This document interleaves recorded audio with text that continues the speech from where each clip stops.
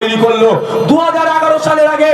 আপনারাই বুকে হাত দিয়ে বলুন, পশ্চিম বাংলায় বিজেপি বলে কিছু ছিল ভাই? একটু বলবে, বিজেপি বলে কিছু ছিল? বিজেপি আমরা কবে থেকে দেখতে পেলাম? 2011 পর থেকে। যেই বামপন্থীদেরকে প্ল্যানিং করে পরাজয় ঘটানো হলো, যেই তৃণমূল কংগ্রেস শাসন কার্য হাতে নিল, তারপর থেকেই দেখবেন বিজেপি আস্তে আস্তে বাড়তে লাগলো। দেখুন, আপনারা যদি মনে করেন আজকের ডেটে বিজেপিকে আটকাতে হবে, তাহলে বলবো চলে আসুন 2011 সালের আগে ফ্ল্যাশব্যাকে যান। তাহলে আমাদেরকে সর্বপ্রথম কাজ করতে হবে তৃণমূলকে হারানো। তৃণমূলকে হারানি বিজেপি বাংলা থেকে ফিনিশ হয়ে যাবে। শুধু ভাই, তৃণমূলকে হারিয়ে জিতাবেন কাকে? যেখানে খাম চিহ্ন আছে, খাম চিহ্নকে জিতাতে হবে। যেখানে সিংহ চিহ্ন আছে, অ্যালায়েন্স করে সিংহ চিহ্নকে জিতাতে হবে। যেখানে কাস্তে তারা চিহ্ন আইএসএফ এর সাথে অ্যালায়েন্স করেছে, সেখানে তার কাস্তে তারা চিহ্নকে জিতাতে হবে। যেখানে কাস্তের উপরে ধানের শীষ আছে, সেখানে তাদেরকে জিতাতে হবে।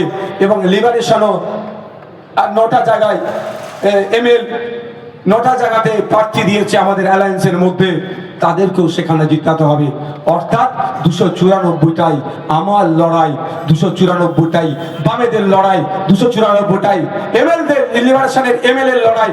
এটা মাথায় নিয়ে আমাদেরকেও লড়তে হবে, তাহলে তো এই দিন আমরা ফিরে পাবো। আপনারা বলুন একটা কথা, এই যে মাঠের আছে, এই মাঠে দেখবেন ঘাস জন্মেছে, তাই তো? কেন ঘাসটা জন্মেছে? পানি এসেছে বলেই তো। যদি না এই মাঠে পানি আসতো, ঘাস জন্মাতো?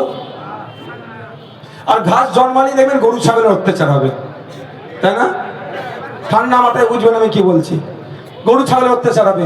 অত্যাচারের হাত থেকে বন্ধ রাখার জন্য দেখবেন মাঠটা ঘেরা আছে।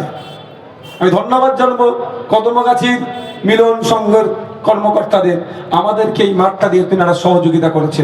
তাহলে কি এনারা ঘিরে রেখেছে যাতে গরু ছাগলের অত্যাচার না হয়। এবার হচ্ছে বলে না, বেড়াতেই ছাগল নাকি আর খেয়ে নেওয়ার কথা আছে, একটা কথা আছে, ভুলে যাচ্ছি। যাক, হ্যাঁ, বেড়াতেই কাকুর খায়। তো আপনি এখানে বিজেপির হাত থেকে নিজেকে সুরক্ষিত করার জন্য মমতা ব্যানার্জির বেড়াটা দিলেন। মমতা ব্যানার্জি যদি নিজেই বিজেপি হয়ে বসে থাকে, আপনি সুরক্ষিত কিভাবে থাকবেন? কি বলছি বুঝতে পারছেন? তাহলে অতটাও আমার ডিপে যাওয়ার দরকার নাই। যদি না এখানে পানি এসে পৌঁছায়, ঘাসের জন্ম হবে না। যদি এখানে তৃণমূলের হচ্ছে সাপ্লাই লাইন, তৃণমূলটা হচ্ছে পানি আসার লাইন, আর বিজেপিটা এই পানি আসার পরে ঘাস জন্মানোর পরে এই বিজেপি আসে এখানে। তাই আমরা যদি দায়িত্ব নিয়ে সাপ্লায়ার লাইনটাকে কাটতে পারি, ঘাস জন্মাবে না। আর ঘাস না থাকলে গরু ছাগল আসবে না। মাথায় থাকবে আপনাদের? মাথায় থাকবে তো নাকি? আর এটুকু বলে যায়, যদি বাংলার মানুষ আমাদেরকে আগামী দিনে সরকারে বসায়, 3 থেকে 4টে কথা আমি আপনাদের বলে যাই। প্রথম কথা হচ্ছে, আমরা এই 1,500-এ বিশ্বাসী নয়।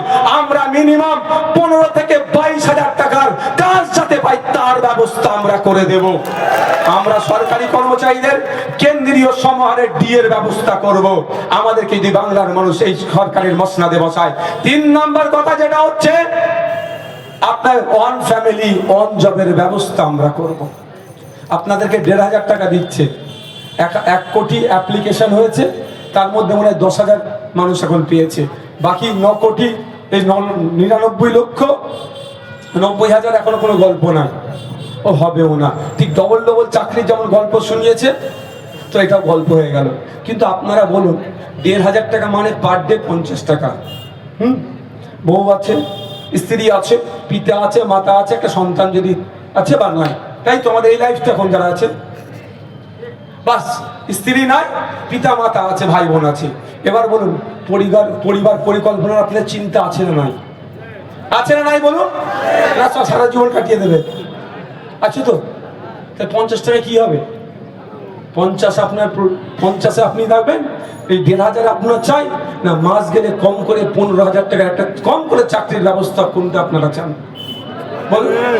আর ওইটাও আমরা ছেড়ে দিচ্ছি, ওয়ান ফ্যামিলি ওয়ান জব।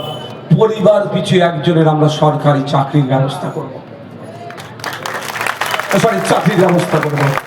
3 নম্বর যেটা বলছি, সে প্রস্তাবটা শুনে রাখুন।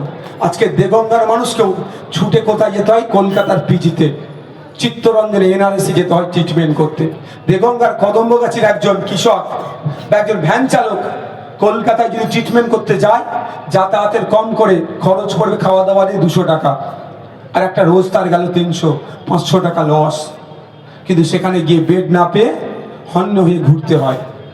আর আপনাদের বলছি, আমরা অলরেডি যে জেলায় সুপার স্পেশালিটি বা মেডিকেল কলেজগুলো আছে, সেইগুলোকে আমরা কলকাতা পিজি, এনআরএস, আরজি করের মতো উন্নত মানের বানিয়ে দেবো। জেলার মানুষ জেলায় ট্রিটমেন্ট নেবে, কলকাতা মুখে হতে হবে না। হয়তো এটাতে শহুরে বাবুদের একটু রাগ হতে পারে, কিন্তু এটুকু মনে রাখবেন, গ্রাম দিয়েই কিন্তু শহরকে ঘেরা হয়, তারা মাথায় যেন রাখে।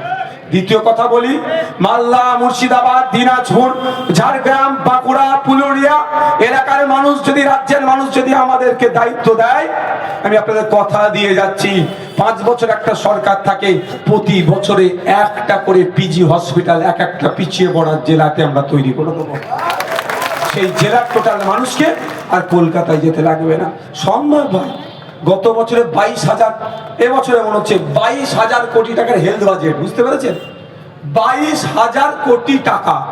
10 টাকার নোট যদি এখানে দিয়ে দেওয়া হয়, গুনে শেষ করতে পারা যাবে না। কম টাকা যাচ্ছে কোথায়? তার মধ্যে তথ্য বলছি, যে থেকে স্বাস্থ্যসাথী কার্ড হয়েছে, এখন 2024 সাল পর্যন্ত 10,000 কোটি টাকা চলে গিয়েছে।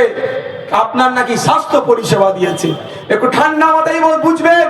নওশাদ সিদ্দিকী যখন বলছে, নিশ্চিতভাবে তার মধ্যে লজিক আছে।